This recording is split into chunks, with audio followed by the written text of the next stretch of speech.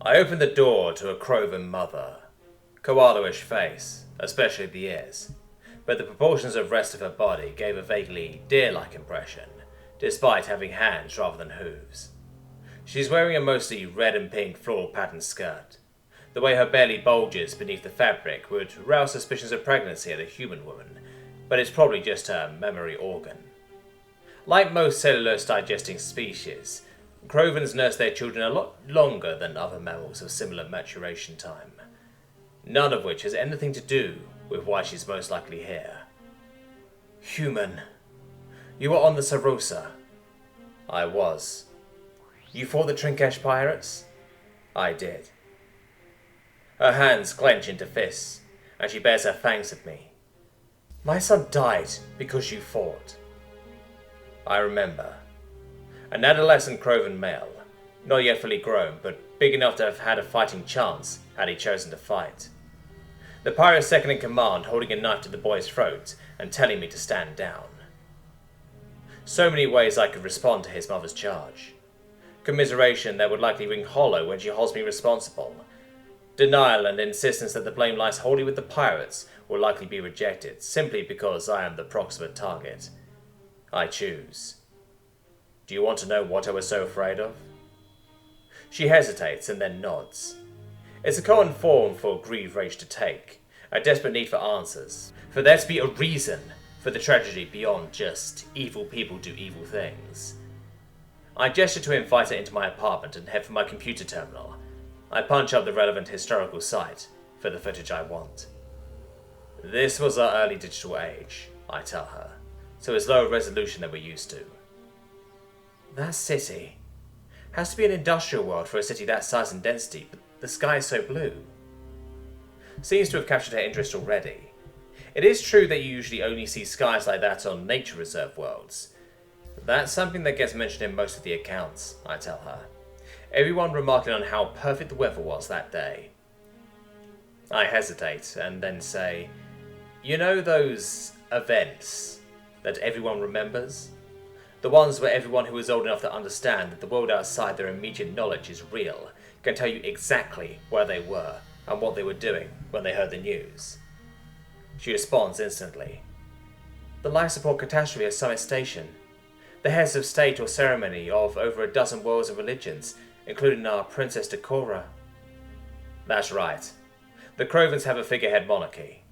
Their reigning monarch is basically the state celebrity, but their royals do a pretty good job of behaving in ways worthy of their people's love. These events seem to average about once in a generation for us, I tell her. This was the first such event of our digital age, meaning that both it and the reactions to it are very well documented. What kind of shuttle is that? She asks. It's an aeroplane. This was before we were introduced to countergraph. Commercial passenger vehicle could hold a few hundred people if I remember correctly.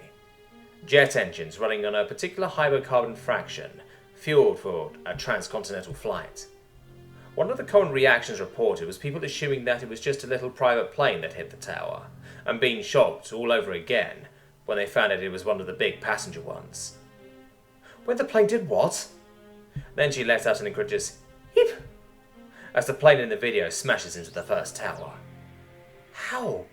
Why? But such a perfectly clear day, they had to have seen it. Surely the controls couldn't have been locked up so they couldn't turn. Keep watching, I say grimly. The video shifts to a different camera, the timestamp in the corner indicating that this is a compacted, rather than real-time history.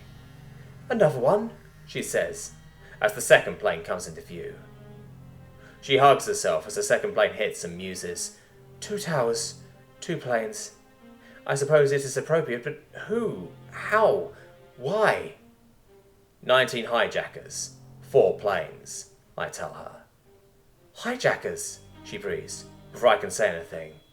Why didn't the passengers fight? Oh. She's obviously figured it out, but I answer anyway. Before this attack, hijackings for ransom were not uncommon. A minority argued that cooperating with the hijackers and paying the ransom just encouraged them to go out and do it again, that rewarding bad behaviour just breeds more bad behaviour, and sooner or later one of these hijackings is bound to go horribly wrong. But the majority determined that people should focus on their immediate personal survival, cooperate, The hijackers will land the plane somewhere. Your government will negotiate your release. That must have changed when this happened, she says softly, as we watch the smoke billowing from the towers. Those dark spots? People jumping to escape the flames, yes, I say. I don't classify that as suicide. No, she agrees. From what I've heard of fire, they might as well have forgotten that they were so high up. The timestamp jumps, and we see the billow of dust that was the first hint that the first tower was coming down. Now what? She clamps her hands over her mouth and watches in horror as the tower begins to collapse with a slow, ponderous majesty that always reminds me why awesome and awful share the same root.